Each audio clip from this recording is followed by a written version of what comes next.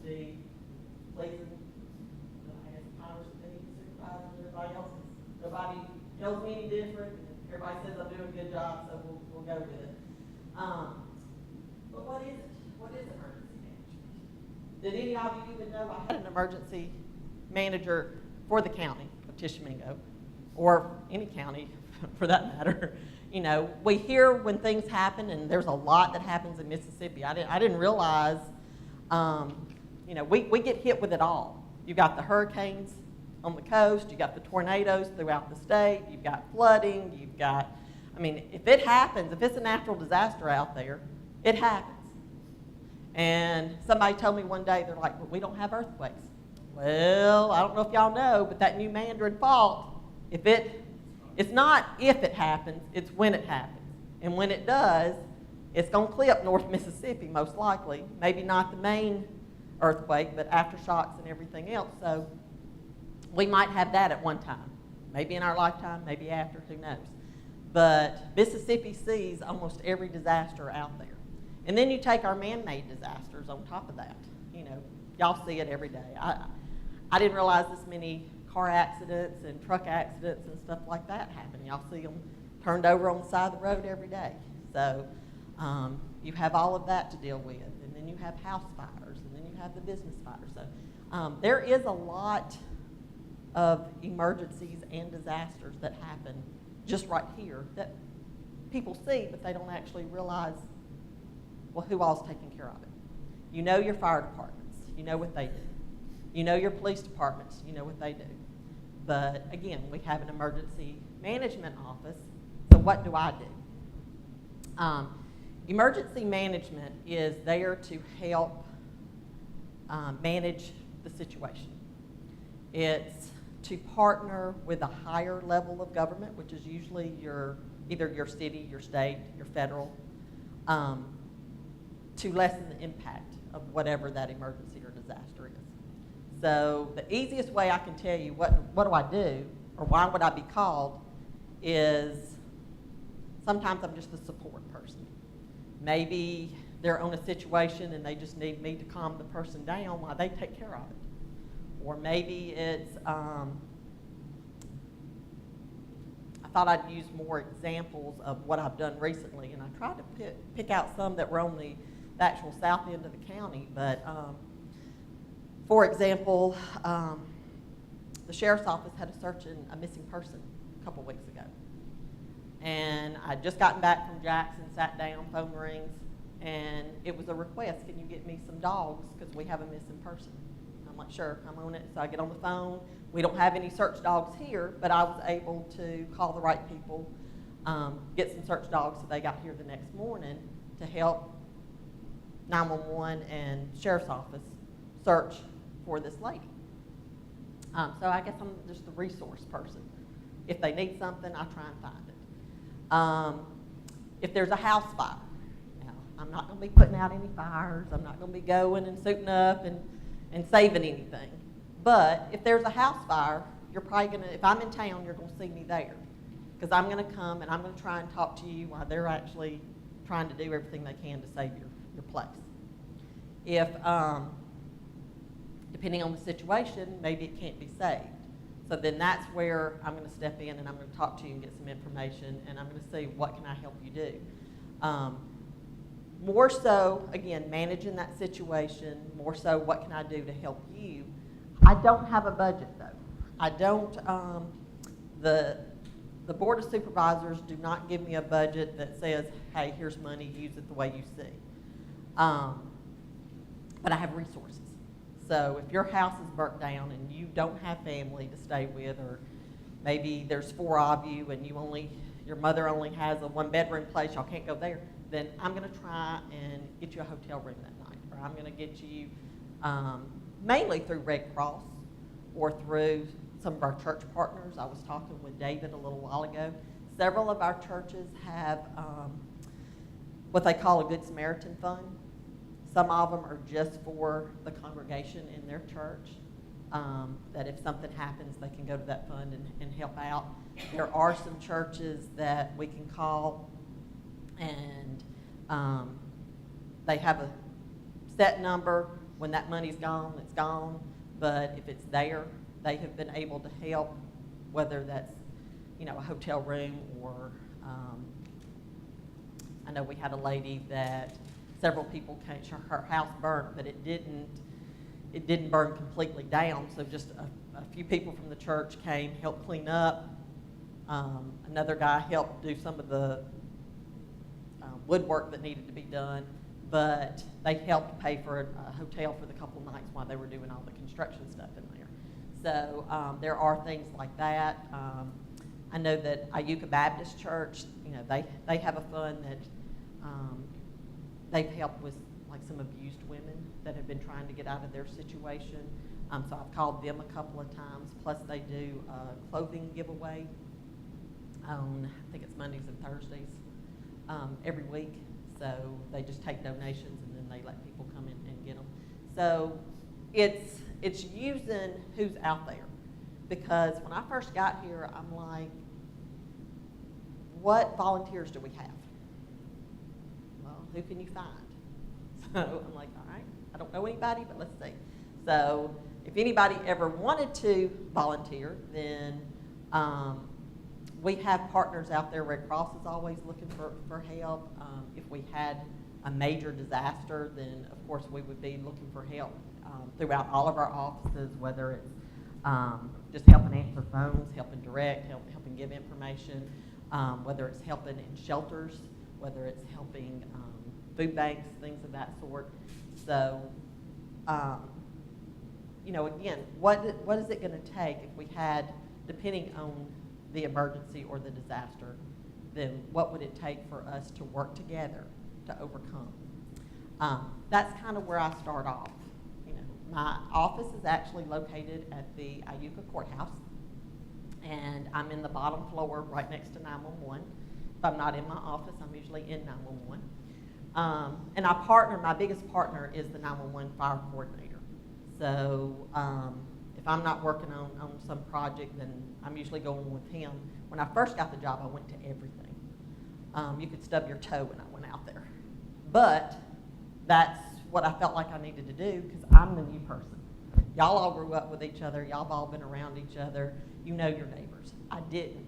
So I thought, well, if I go to everything, then I'll learn who the players are. Who are my ambulance people? Who are my fire department people? Who are my law enforcement? And again, if I hadn't been in a job like this, I never would have been able to meet as many people, but I wouldn't have been able to help as many people. So that's where I started. Now that I'm out and about, my main responsibility from the community is you'll see my truck out there if there's storms going on, if there's any kind of thunderstorm, ice storm, just the possibility of weather, then you'll see my car out there. If something happens, if a tree falls, then I call the state and I do a report of it.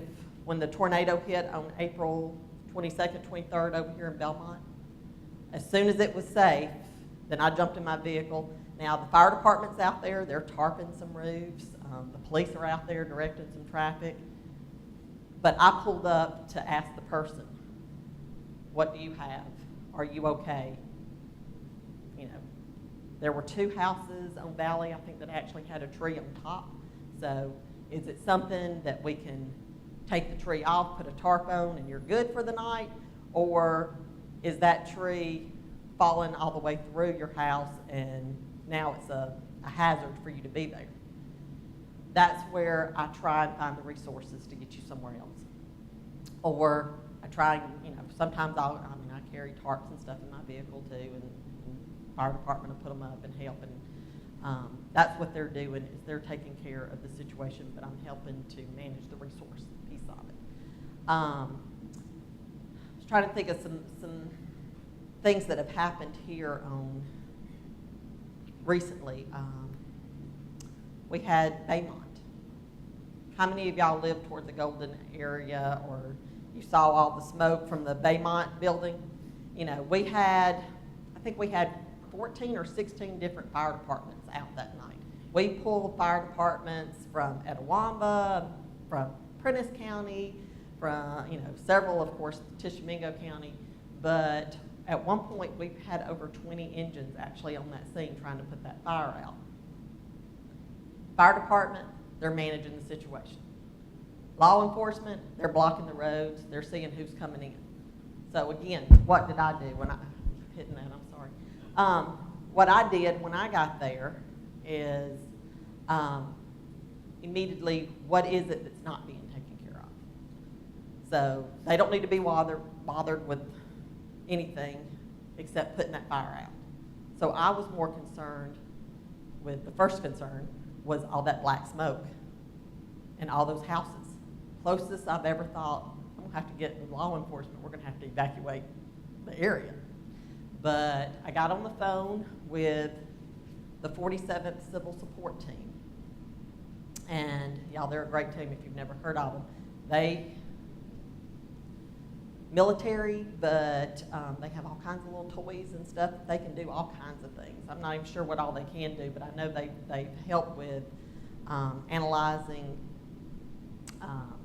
poisons and things of that sort. They've helped with smoke and business fires and plumes and directions and communications and security. They're called out for numerous reasons around the state. Well, I called them that night, and the first thing they did, I told them, I know that there's these hazards in the building. There's these poisons, there's these explosives, when you've got all that resin and all that fiberglass and acetone, and there's things that can blow up in this building. They're trying to put build the fire out. I have kind of a layout of where things are, and plus I was trying to get with the owner and find out, is there something I don't know? But the first thing civil support did an analysis of what chemicals I told them I knew was in the building. Then they could tell me, they could look at the weather, tell me what direction the wind was blowing and everything. They got a plume and told me, this is the direction the smoke is going, this is what you need to look for. Luckily, all the houses are over here, burning building, not so much this way, but the smoke was going up and out. So we didn't have to wake anybody up at 12:30, 1 o'clock, 2 o'clock in the morning to evacuate them from their homes. It was better for them to shelter in place and stay inside than it was to get them out and then end up breathing any of it. So that was the first thing, and we watched it constantly. Well, in the meantime, they're on their way here because we know the smoke's going this direction right now, but as the night was getting longer, as the day was coming, where's that smoke, where's all that stuff going to settle? So they actually came up here and monitored the air so that we would know that it was safe if anybody was. And that golden plant is right across from that big church. This was a Saturday night, so they were getting ready to have Sunday services, so that's the second thing. Do I need to call church off that day? Do I need to block it and say y'all can't have church here today? So we're watching that, and they actually drove up here, and they continued to monitor the air until Mike Stockton could hire a company. And then, of course, he monitored for about a week and a half. But people don't always know that. Y'all see things, y'all know people are taking care of it, but we are doing things to make sure that we are protecting you even further than what you might realize. So they monitored the air over there. My second thing was there was a lot of water, a lot of foam, a lot of things being sprayed on that building. Well, it gets sprayed on there, then where does it go? So, of course, I'm watching the runoff. I'm watching it go toward the ditch. Watching the little creek on the other side of the ditch. So, y'all have a great supervisor on that side. But Greg comes out with several dump trucks of gravel at 1 o'clock in the morning, and he starts blocking the water so that we can stop it from running, because the last thing we want it to do is get to that creek. So he starts it, then we get MDOT. MDOT comes back because that's the main road going to Red Bay. So they come out with some loads of dirt, so they're watching it. So now we've got it blocked, making sure that it is blocked, because water goes through dirt sometimes. So they're bringing out gravel and everything. Well, if it does break through and it does make it down the creek, what's my next issue? I got to make sure that it's not poisoning anything or getting to any kind of water supplies. So my next call, and actually I was on the phone with them the minute I drove up. They were actually one of the first calls because they're coming from Oxford or Starkville. But I was on the phone with MDEQ, Mississippi Department of Environmental Quality. So they were here for about a week and a half every day. You know, they were my best friend that night. And they were good with Mike Stockton. But this was the second time we've had a fire at one of the Baymont plants. We had one about a year and a half that wasn't much. It was about 20 mattresses. But again, it was enough. We had about 15 engines on that one that night. And we were making sure it didn't get to that 80,000 square foot building right here in Belmont. So, you know, again, it's let fire department do their job. Let law enforcement do theirs. But what else can we be doing that needs to be taken care of? So when I get on a scene, the first thing I do is I call the state and tell them, I'm here, this is what I'm looking at. And then they follow up with me. If I don't think of something, then they're telling me, hey, do you need so-and-so? And I'm like, that might be a good idea. Or they're following up, has the situation changed? What's going on? So when you look at emergency management, again, it's a local person that is trying to manage the disaster to help local government with the assistance of maybe state and federal when needed. So the more people I learn, the more people I meet, the more things you say, hey, if you ever need this, I can help with that. Then I write your name down and I try and remember everything. I've been in Burnsville where some guy just has come up to me and said, hey, I have a dump truck. If you ever need a dump truck and a this, give me a call. Well, I'm like, all right. Do I know if I'll ever need it? No. But if I do, then I've got a name.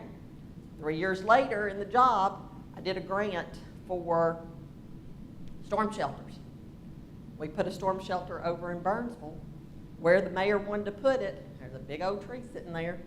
So what this guy do, he came, not only did he have a dump truck and tractor, he could get up, he could actually cut a limb we couldn't touch, so he cut the limb for me so we could put the shelter in over there. But 3 years earlier, I didn't know I'd ever need him, and he was glad to come out and help. He's from that area, so that's what I look for, is how can I get people to help in the community? Because if something major happens, then at least the first 24, 48, 72 hours, depending on how big the disaster is, we're on our own.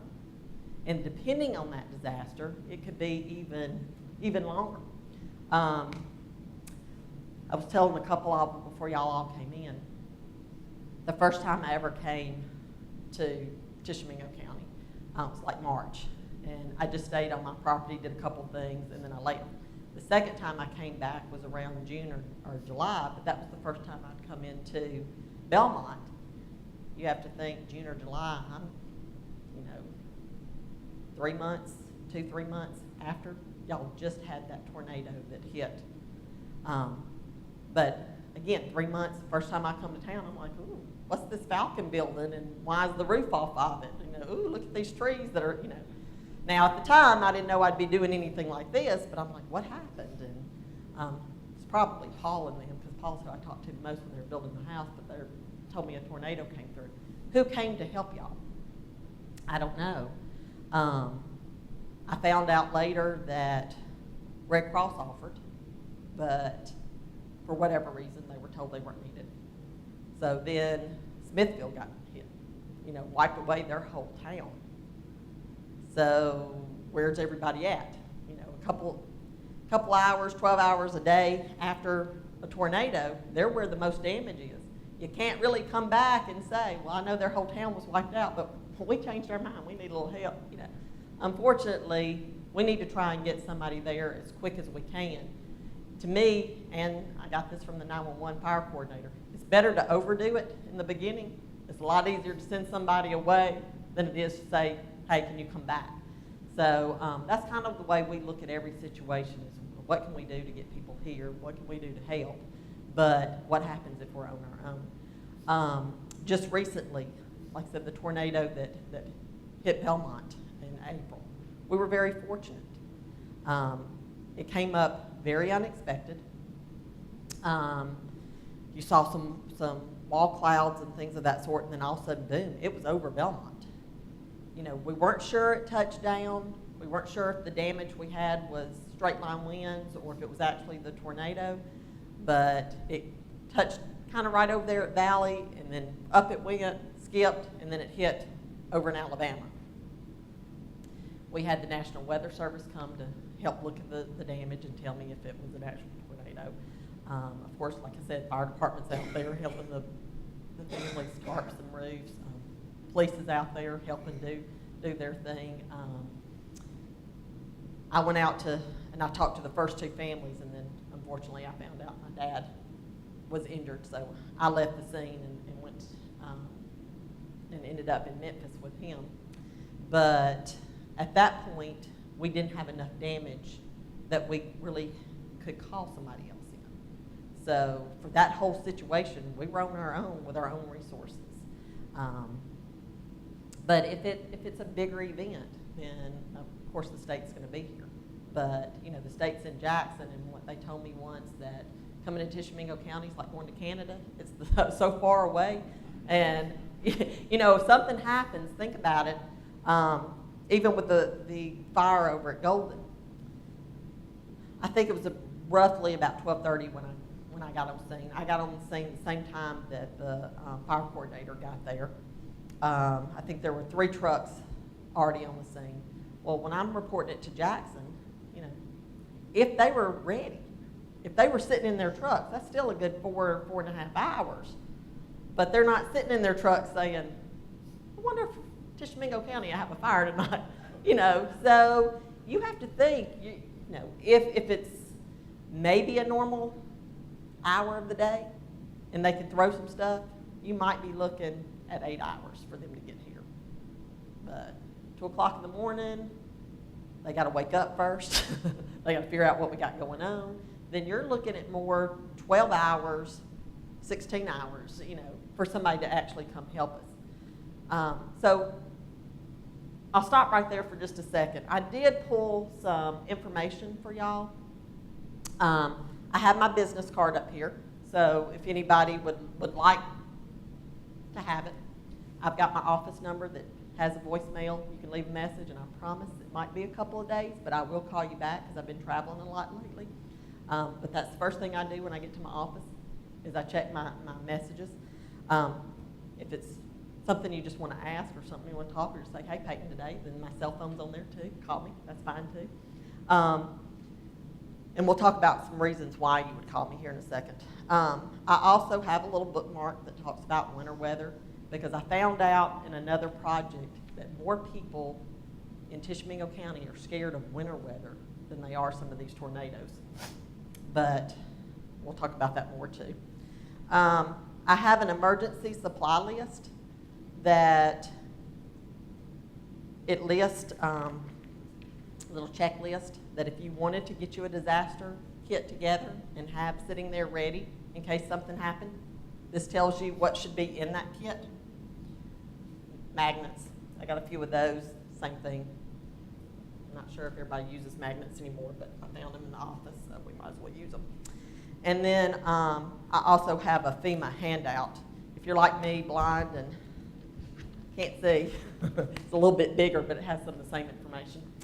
So feel free to look at those.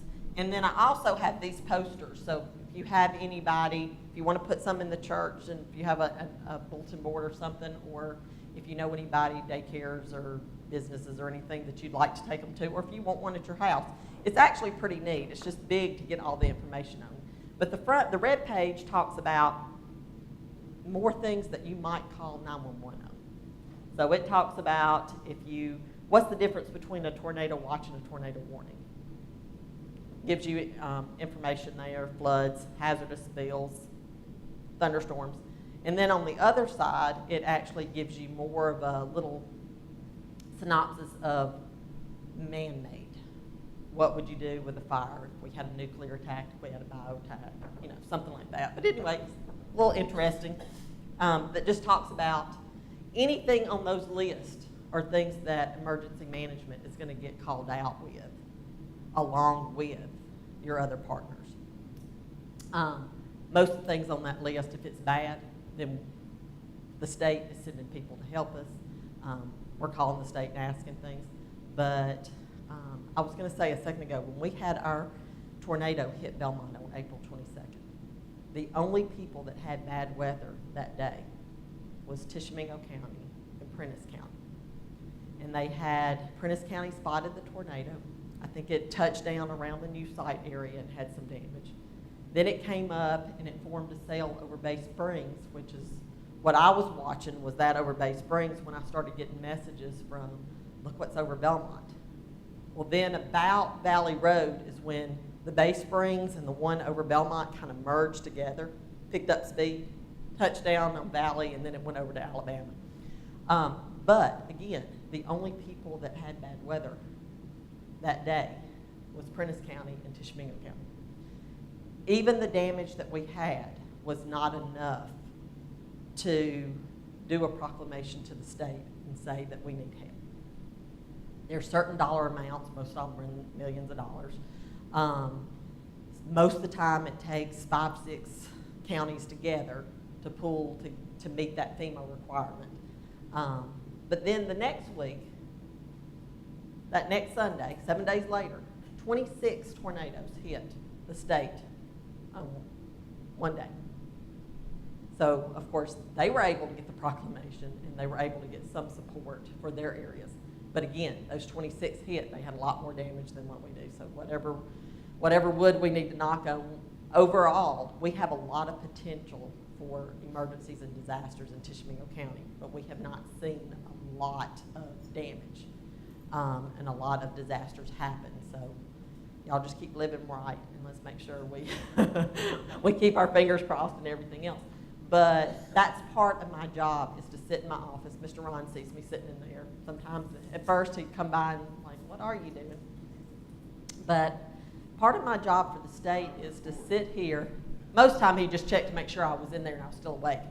And then he started checking in to make sure my eyes weren't glossed over and that I knew kind of what I was doing.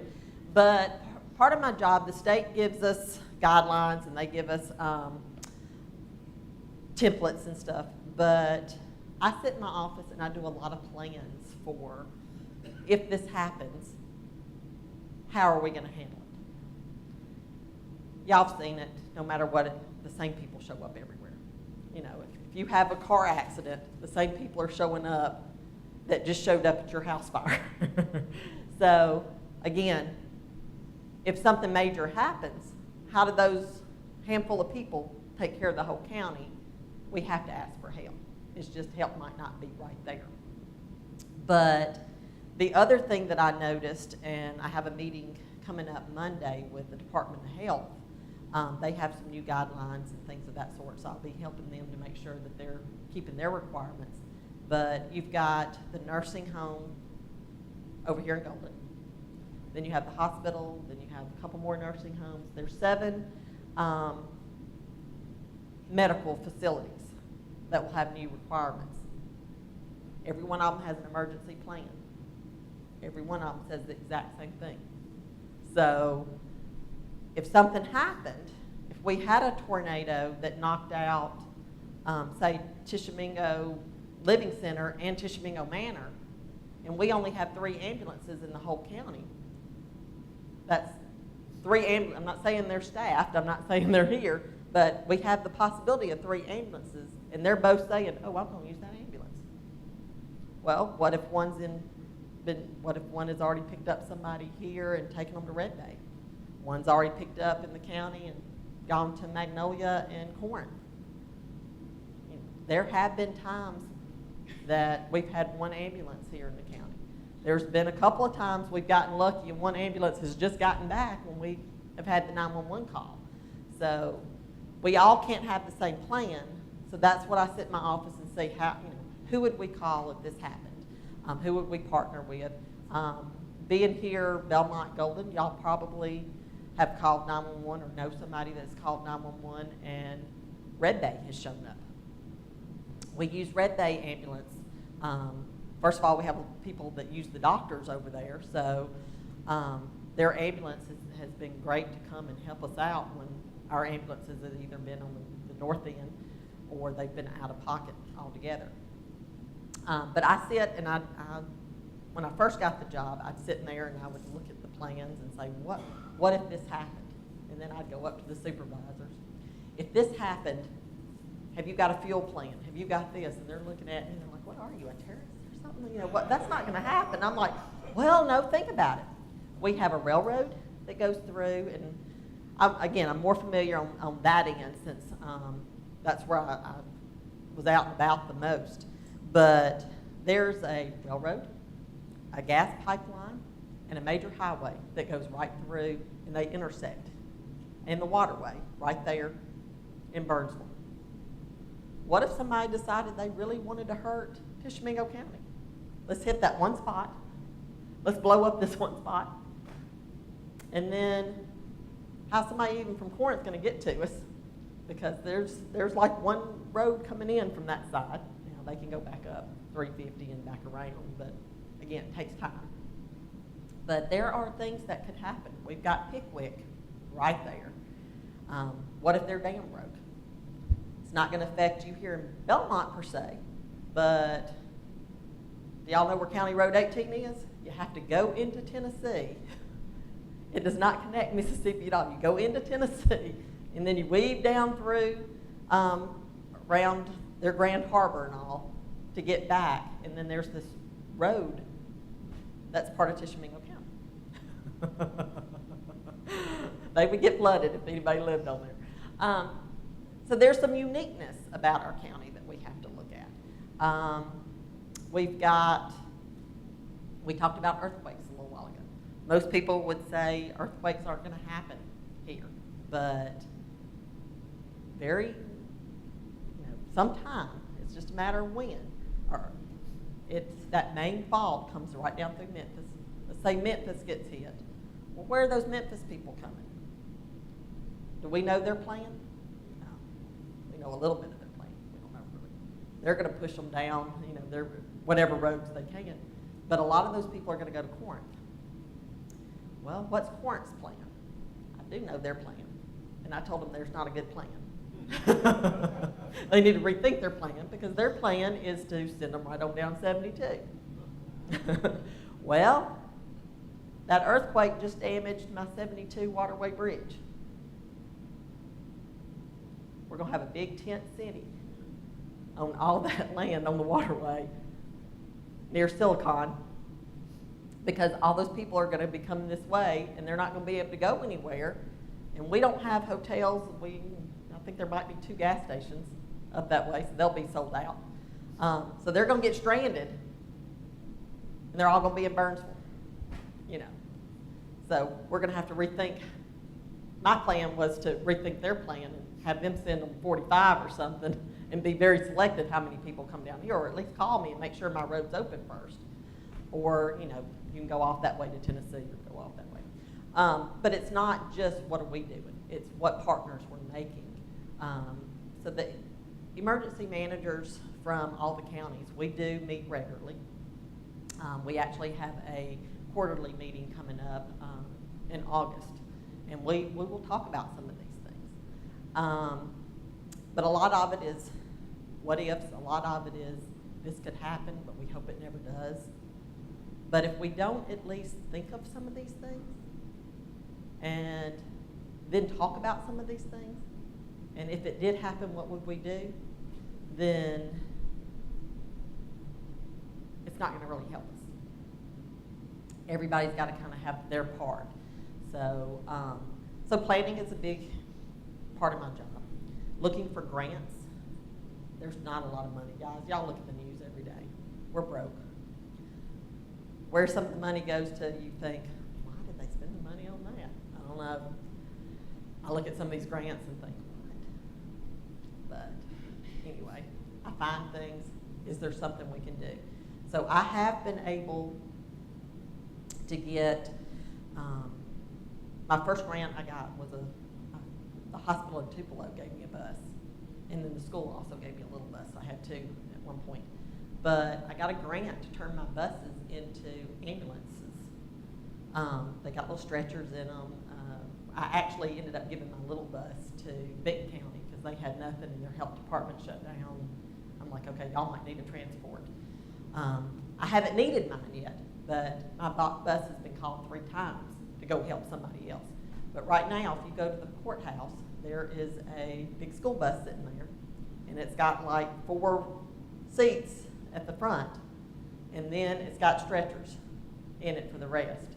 So I think it's 9 people ambulatory can be in there, and then you have seats for a couple others. Now, of course, I have the seats that if I just needed to take the stretchers out and pop the seats back in, then I can do that too. But the bus cost us nothing.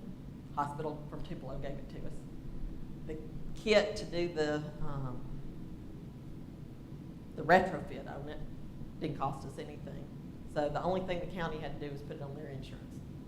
And now it's sitting there, and if we had 2 nursing homes, maybe this one down here has a pipe that busted and is flooding, and this one has something else, then an ambulance can go and help. We can send 2 ambulances over here, we can send a bus over here.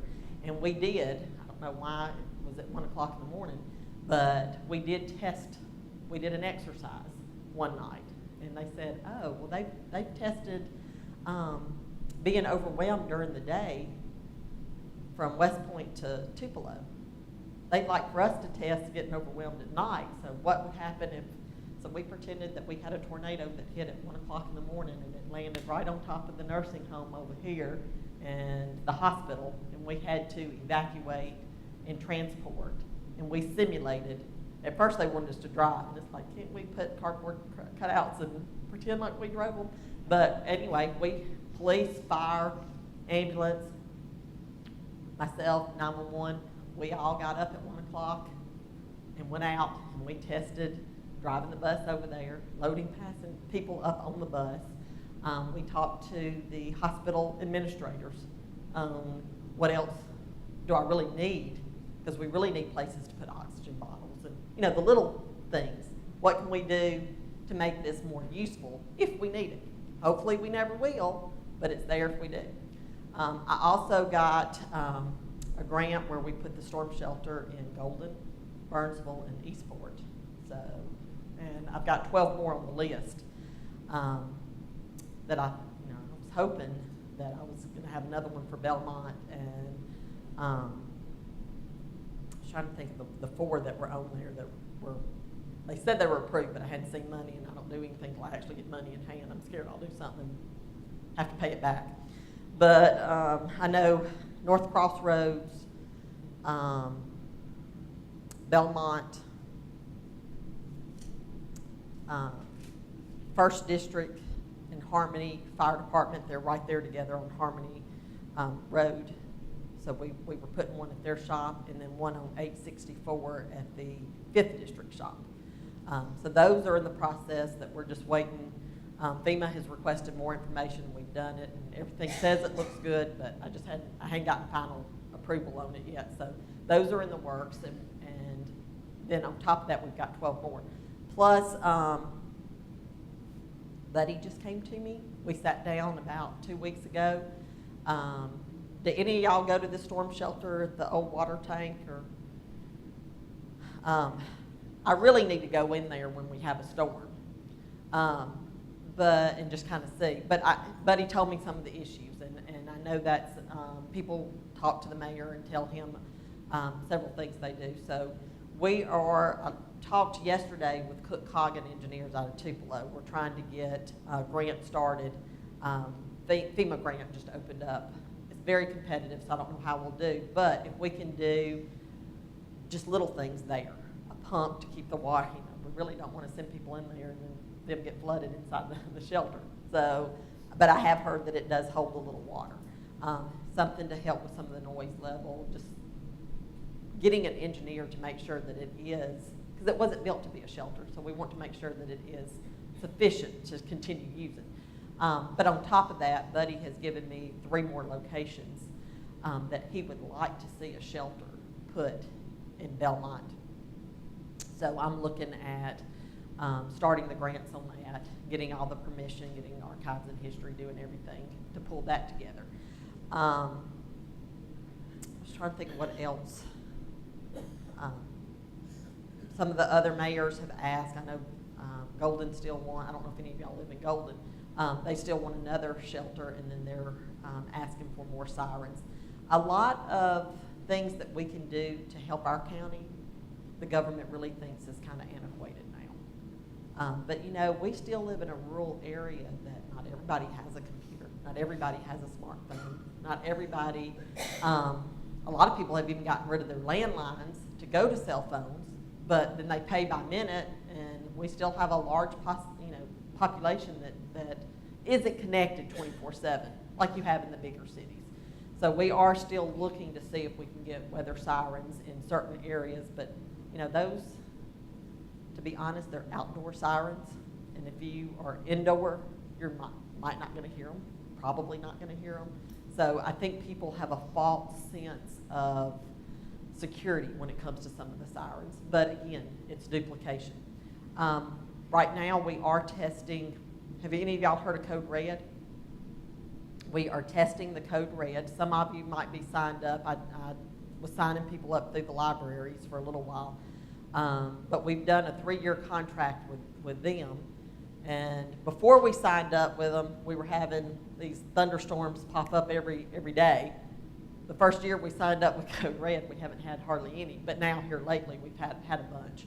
So if any of y'all are interested in giving me your name, address, phone number, would you like a phone call or a text, then we can sign you up on Code Red. But like I said, we've signed a 3-year contract to see how that works, and if that's going to be a good system. It is a free service. Like I said, we got it on a grant, and then at the end of the 3 years, we'll have to see, is the grant going to continue to pay for it, or is if the Board of Supervisors think that it's a good program, if we've got enough data, because it's about, if we did it, it would always be free to the population, but it would cost anywhere from $8,000 to $12,000 if the county paid for it. Like I said, we've got it on a grant so far, and it's coming through Northeast Planning and Development. And at first, we were the only county in our district that didn't have it. But now the grant's paying for all 11 counties. But some of the counties felt like it was too expensive for what it was. And then some counties thought it was great. It depends on how you use it with everything. It has the ability to do so much more, but right now we're trying to test it just for weather related. It actually has more benefits that you can do more notifications, but some of our problems here in Tishomingo County is we're not that large a county, but we're 47 miles long. And even when I did the first shelter grant, you know, again, I'm learning these things. So I did what I thought. I wrote up my grant, I took my pictures, I submitted stuff. Well, at the last minute, the guy calls me and he goes, we're missing a picture. He goes, you did the 4 you needed for this, but we need, you know, you did an aerial shot, you did these, but we need one more picture from Golden and Eastport. And I'm like, great, I'll get right on it. He goes, well, here's the thing, I gotta have it in an hour. I go, there's no way. I go, you know, I'm sitting in Iuka, I can go to Eastport, get it, and then I can drive down to Golden, but you know, that's 40 miles between those two. And by the time I get out and take the picture, I go, I can have a lead foot at times. So I can do it maybe in an hour and a half, but it's going to take a little while. He's like, get it to me as soon as you can. And I went out immediately, I took the pictures, and it was about an hour and a half by the time I got them to him. And he's like, okay, but evidently it worked out because we got both of those. I also was able, I was not here at the time, but evidently y'all had major flooding around 2005 and then again in 2010. But the 2010, I was going back through the paperwork, and this affected more 72 out toward Coleman Park area. Well, I'm going through this paperwork and it doesn't look right. So I called and asked, am I supposed to be doing something on it? Because when we have a major disaster, federal government requires that I give them an update every 3 months. Well, this happened in 2010, it was supposed to be taken care of in 2011, and we were supposed to be paid and done. Everything's great. And I'm like, looks like we were only paid 45%. So, and at the time, I knew that the District 1 supervisor was asking for stuff, but I didn't know exactly what he was asking for. Well, that's what it was. He's been asking for 3 years, I need my money, you know. He paid up front thinking FEMA was gonna come back and reimburse him. So it took me 2 years, but I got him $168,000 reimbursed from a flooding that happened in 2010, that they had every reason to tell us no, because we didn't report it. We didn't follow the grant paperwork. We didn't do a couple other things, but I was able to work with Fish and Wildlife. I was able to work with Cook Coggin. I was able to send letters, and we got that taken care of. So that's the kind of things that I look at. I'm not really here and can do something individually, but if you call and ask me, I'll sure try. You know, I was telling David before we started, Red Cross. When I first got here, I saw a Red Cross like van, and I think it was Tishomingo might have had Red Cross on one of their windows. So when I got this job, I asked, well, who's our Red Cross people? Or actually, when I was dispatching, I asked, and they said, oh, we don't have anybody in Tishomingo County. I'm like, does Tishomingo County know that? I don't know. So they're like, well, you know, we all know who we can call, but, or we call the 800 number and say, hey, can we get some help? It might show up a couple days later. And I'm like, ooh, we need to do something. So if anybody ever wanted to help with a charity, Red Cross can always use some help. But I have followed behind with the Red Cross people out of Oxford. So now if we had something and Red Cross could help us, then I can get that immediate help that night. So Red Cross's biggest issue is house fires. I don't know if anybody, I didn't know that. But that's their biggest thing that they help with is house fires. So why I'm on the scene of a house fire, if it meets those guidelines, then I go ahead and pull you aside and I start saying, let me have your paperwork, and then that way we give you whatever money that Red Cross can support, because it's just a guideline. Everybody gets the same thing based on people and need. But we can go ahead and get that now versus waiting for somebody to drive over here. Just trying to think of some of the other things. So planning, responding, and then the recovery piece of it afterward. Then going back to the Golden Fire. You know, I was out there for 15, 16 hours straight. We show up at 12:30 at night. Most of the fire trucks are there by 1 o'clock in the morning. They're working all night to put the fire out. Sun comes up, a couple of them start going back, a couple of them start going back here. It was about 10 o'clock. We had the military people that showed up. Then we had some other people, and the fire coordinator looked at me. He goes, are you staying? I go, all those people I called? Yeah, now I'm here with them. So my DEQ was here, that I was out there with them. My civil support was here, I was out here with them. So it was like a 15-hour day, but like I said, then they ended up staying and doing their stuff for the whole week. And really, and y'all, if y'all know Mike Stockton, he did a great job listening to what they were saying and following through and calling. I mean, he was right on the phone with his insurance, and he was right on the phone with these people, and getting extra security and extra, you know, he was doing everything he could to meet the regulations that we were given to him in a timely manner. And our concern was the people that lived around. And now I know it's an eyesore, and we're still working on that. We've got companies that are putting in bids to take down that building and clean it up, so that we are still working on that, and that just takes a while. Like I said, we've had search and rescue, we've had house fires. Just Friday, we were out on 2 18-wheeler. One 18-wheeler was these log trucks, lost all its logs. Well, if it's an 18-wheeler, from the state, I have to go out. If it's just a car accident, I don't have to anymore. But I look at the hazmat. You know, you got law enforcement that's directing and taking their reports. You got fire department that's helping direct traffic, and if it's on fire, putting it out, doing their thing. I'm looking to see Is the transmission leaking? Is the diesel leaking? Is it getting into our soil? Is it getting in, that's the things that I'm looking at. If it's not doing anything, then I just kind of stay out there with them.